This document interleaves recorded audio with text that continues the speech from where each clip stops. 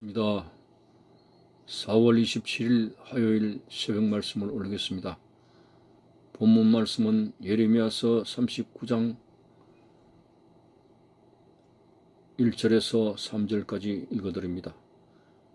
유다의 시드기야 왕이 제9년 10째 달에 바벨론의 느부갓네살 왕과 그의 모든 군대가 와서 예루살렘을 에워싸고 치더니 시드기야의 제11년 넷째 달 9째 날에 성이 함락되니라.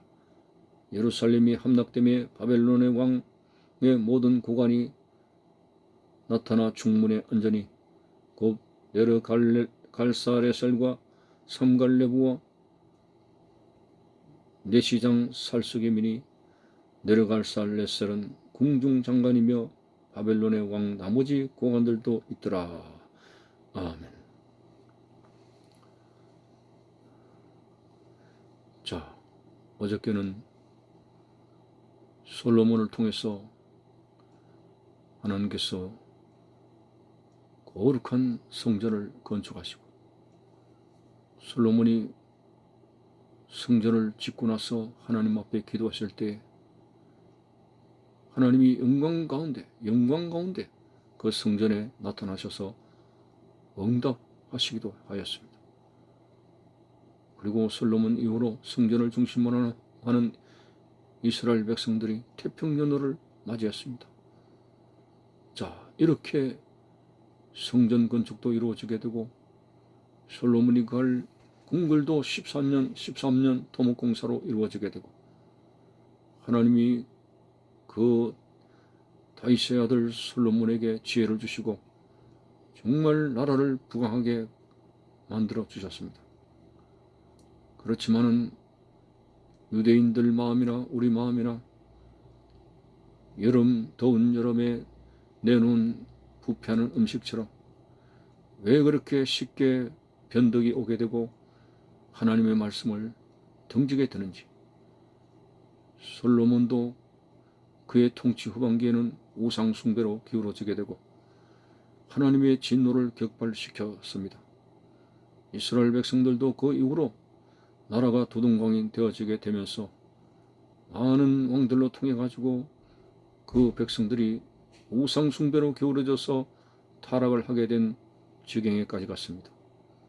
마침내 이제 유다 나라는 최후를 맞이하게 되는데 하나님께서 예레미야 선지자를 통해서 바벨론에게 항복하라는 최후의 통첩을 주셨습니다만 그 하나님의 말씀의 의도를 알아차리지 못하는 이스라엘 백성들이 예레미야를 이제 고문하는 지경에까지 갔습니다.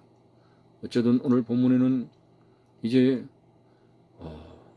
유다의 마지막 왕 시드기야라고 할 수 있는 이 왕이 왕 때에 느부갓네살이 예루살렘을 침공해서 그 예루살렘을 함락시키는, 다시 말해서 유다 나라가 멸망하는 그러한 지경에까지 왔습니다.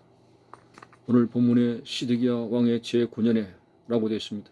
그리고 시드기야 제11년의 넷째 달에 그 예루살렘 성이 함락되니라고 하였습니다. 바벨론의 느부갓네살 왕과 그의 모든 군대가 와서 예루살렘을 쳤던 것입니다. 그리고 마침내 시드기야는 두 눈이 뽑혀지게 되고 그 시드기야의 보는 앞에서 자식들을 죽이게 되는 엄청난 비극이 초래되어졌습니다. 39장 8절 보니까 7절에 보니까 왕이 또 시드기야의 눈을 빼게 하고 바벨론으로 옮기려고 사슬로 결박하였더라. 6절에 보면은 바벨론 왕이 림나에서 시드기야의 눈앞에서 그의 아들들을 죽였고 왕이 또 유다의 모든 귀족들을 죽였으며 참으로 비참하게 망하게 되었고 그리고 예루살렘 성전도 불타버렸습니다. 오늘 여러분, 오늘 이 역사적인 사건은 무엇을 말하고 있습니까? 아무리 하나님께서 참 성전을 건축하셨고 그 백성들을 이제 제사를 흡양하기로 하셨지만 그 백성들이 하나님을 떠나게 되고 말씀을 버리고 우상 숭배로 기울어지게 되었을 때 처참한 결과를 가져온다는 역사적인 사실을 우리는 부인할 수가 없습니다. 신명기서 28장에 내 말씀을 듣고 순종하면 들어와도 나가도 복을 받는다고 하셨지만, 말씀을 거역하고 불순종하면 들어가도 나가도 저주를 받을 것이라는 양면적인 그러한 말씀을 하고 있습니다.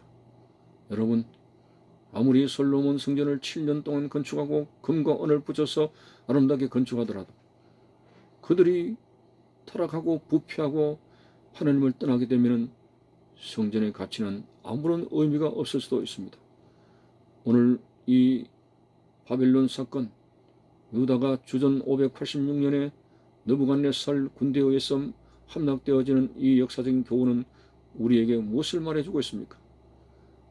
우리가 행복하게 안전하게 정말 살아갈 수 있는 유일한 그 원리는 하나님의 말씀에 순종한다는 것입니다. 오늘 우리는 하나님의 말씀을 순종하여 생활 속에서 하나님을 사랑하게 되고 그 법을 사랑하고 그 법을 지키는 이 생활, 이것이 온 나라를 평안하게 하는 것이고 내 삶과 내 가족을 하나님의 은혜 가운데 기름지게 풍요롭게 할 수 있는 그런 삶의 원리라고 하는 사실 앞에서 하나님께서 창조하신 인간의 목적이 하나님을 영화롭게 하는 것입니다.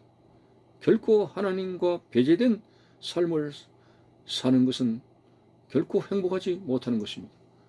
우리는 우리의 생명체라고 하는 것은 하나님을 떠나서 살 수 없도록 만드신 것인데, 오늘 그러한 억지로 인간은 하나님을 떠나서 많은 인생의 잡음이 나게 되는 것을 우리는 부인할 수가 없습니다. 하나님 안에 살아가야 됩니다.